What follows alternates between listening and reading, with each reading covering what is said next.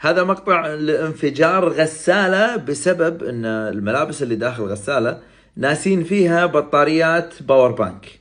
شوف الانفجار اللي يصير بهذه الغسالة. لاحظ اشو ان هذا طلع، اشو انه طلع بعد ثواني.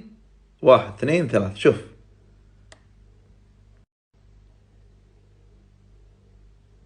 شوف قوة الانفجار وقوة اندفاع النار.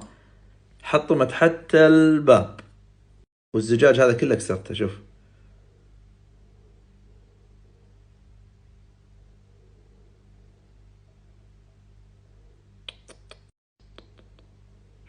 شوف شو اللي صار هناك.